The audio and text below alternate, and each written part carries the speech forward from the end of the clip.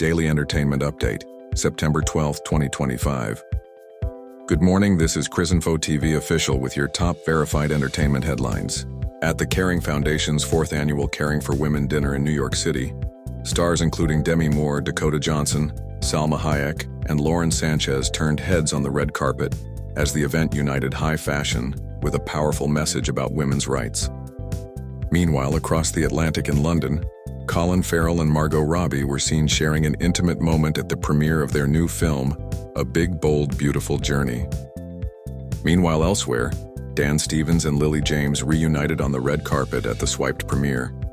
Back in the US, former NCIS star Pauley Perrette made a rare public appearance at a veterinary clinic in Los Angeles, her first since retiring from Hollywood in 2020 amid health and emotional challenges.